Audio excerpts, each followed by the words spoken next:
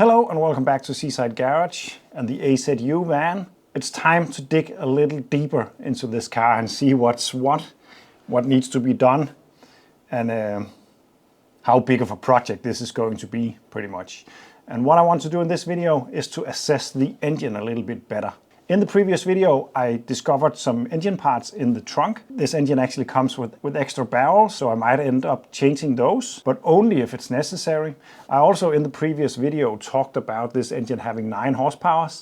I realized that's not true. Apparently, this is a 425cc 12 horsepower engine. I'm also learning new stuff about these relics. I have worked on 2CVs a lot and Maharis a lot, but only 70s and 80s models. And even though it's the same base, there's a lot of difference. But what I want to do in this video is to assess the engine a little bit better, show you how bad it runs, and thanks to skill, you will be able to see more than ever, which is really nice. I'm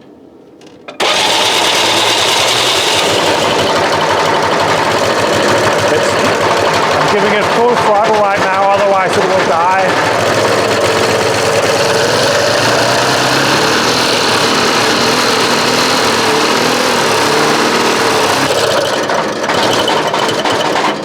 So as you can see, it runs, just not very good.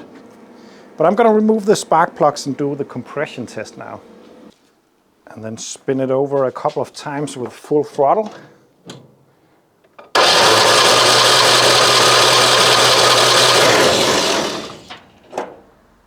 Oh, that's actually pretty decent, I think.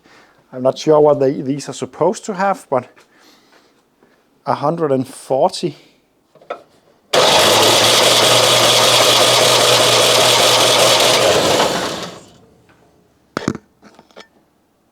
100 and... Oh! Ah. Okay, that didn't like that.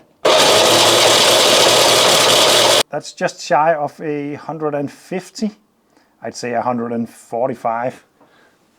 I think those numbers are really good. I don't see any reason to do much about that right now, at least.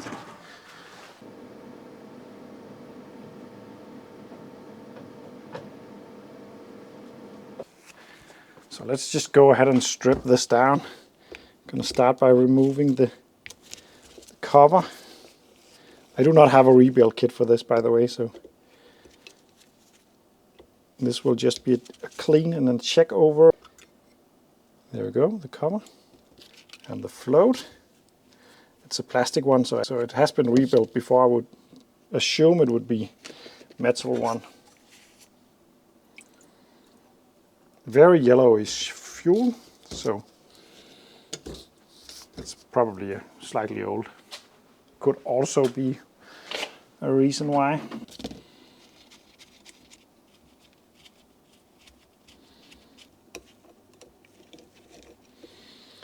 So this is some kind of enrichment valve.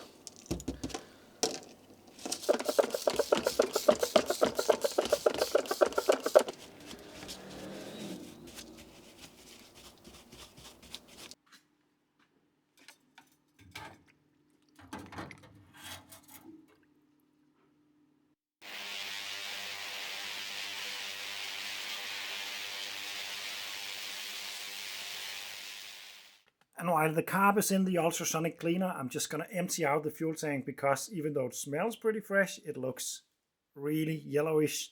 So I'm going to drain the fuel and add some fresh fuel into this system.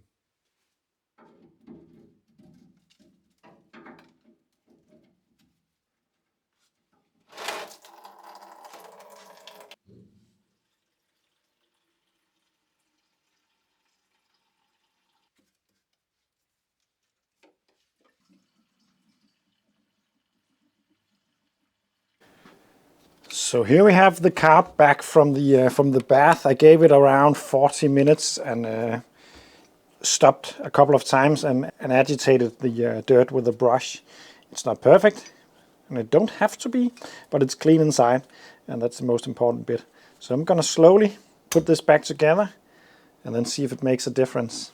First thing I want to do is to lube it up a little bit, because the ultrasonic bath is a bit hard on the axles and stuff. It gets very dry because it gets clean, but that also makes it bind up afterwards.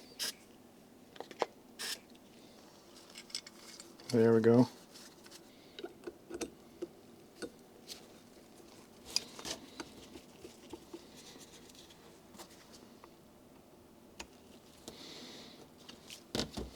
I need to make a new gasket because the old one will not be sealing very well anymore. So I'm just going to make a new one.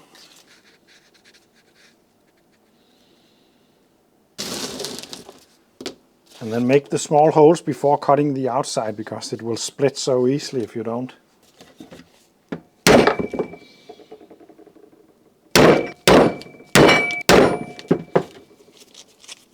And then using a very sharp knife, I'm going to cut out the holes.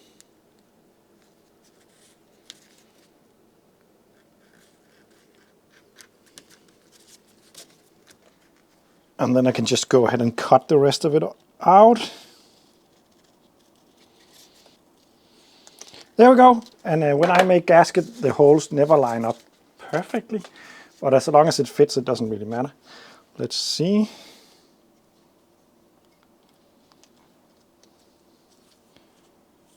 Yeah, that's not bad. As you can see, I did leave the gasket slightly bigger than it has to be because it's easier to just trim that away afterwards.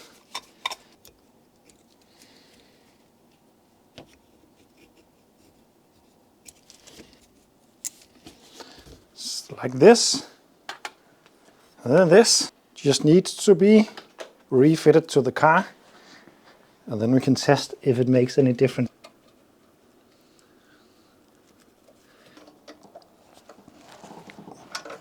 There we go. Huh. It was a bit more product placement like than it had to be. But it is really a good lamp though. And then I just want to pump some fuel out of this before attaching it to the car to make sure that there are no dirty fuel in the lines. And there is because it's still yellow. Next up I'm going to check the timing. I can see the cover for the timing box down there is missing. So someone has been in there before.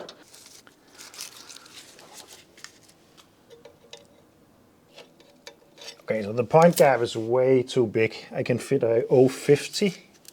It's supposed to be between 0.35 and 0.45.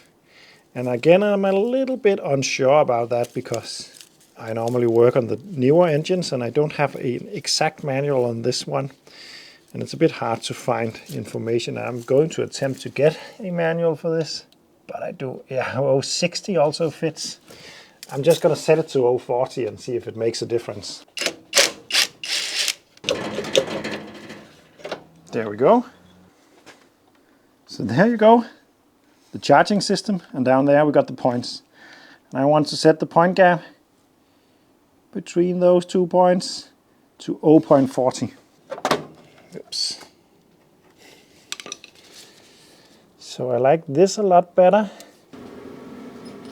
Okay, so what I want to do to check the timing is to locate a little hole at the gearbox end. That hole fits together with a small hole on the flywheel. And just a quick disclaimer, I'm just doing this the way that normal 2CVs are done. I'm not sure it's the complete same on these. But now I know where it is supposed to fire. And what I can do is to paint a timing mark so that if I look from this position, I will be able to see when the engine is supposed to fire. There's the drill, there's the timing marks, and I'm going to look at this position. At that exact point, it should fire. Now I'm going to remove this, very important to remember. Next up, I'm going to connect a test light. It's just a light bulb with some pieces of wire on it.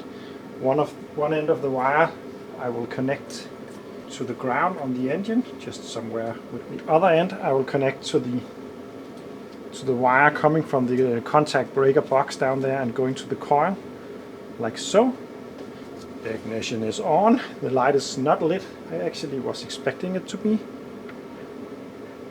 Oh! This is where it turns on. The engine is spinning like this and then it should turn on right now. It doesn't. It's actually way off.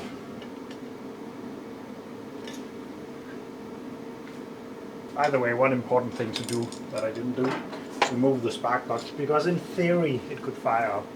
It is sparking when it reaches that point. You don't want your fingers to be in here if it does that. Yeah, I'd say that's perfect right there. Okay, so the engine is spinning. The point is coming up there, and this is where, yeah, and you see the light. I'd say it's pretty bang on. Woohoo! So after all this work, let's see if it makes a difference and makes this engine run just a little better. But I think the compression seems to be fairly alright. What I'm actually most concerned about currently is the state of the ignition system. The coil, the wiring especially. These are like glass almost. That won't help. But at least we can now try to see if the stuff that I have done makes a difference and if it actually wants to run a little bit more smoothly. So let's try that.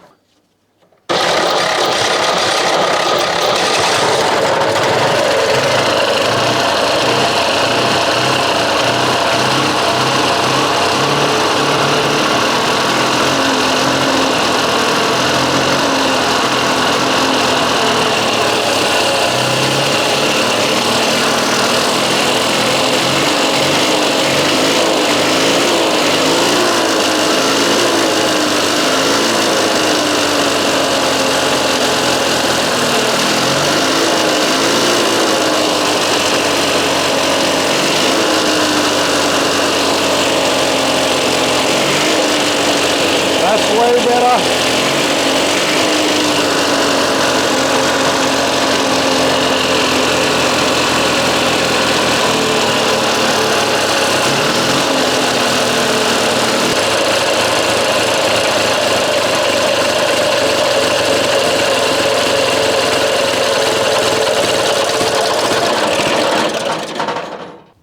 Not bad. I think it is running a lot better. A lot better. It feels like it got some power now. It didn't at all before. It's still not perfect. It doesn't really want to pick up revs until it does it. But I'm not going to do more on the engine just now. But I do think that the engine is perfectly usable. Maybe even as is. I might change the barrels because the car came with them. But I'm not really sure about that. I'm also looking forward to the comments if 140 psi is okay for this engine or if it's low. I think it's okay because it's a fairly low compression engine. But other than that, I really think it would be a good thing to change the spark plug leads, make sure that the wiring is working fine. Also, I need to make the charging system work and all that. A lot of stuff needs to be worked on still, but I think the engine is usable. That's all I'm saying. In the next video, I'm gonna take a closer look on the frame of this AZU, because unfortunately I found something that is quite worrying. And we're going to have to dig into that, and it could end up becoming quite a big project. And that engine is very likely coming out anyway, no matter what. That will make it a lot easier to change all the gaskets and freshen up all the stuff. But yeah, more on that in the next video, most likely coming out next week. Remember, you can support me on Patreon. At my current YouTube journey, the Patreon is a very important thing. So if you like what you see, I highly suggest you to check that out and help me out a bit. Anyway, thanks for watching and see you in the next one.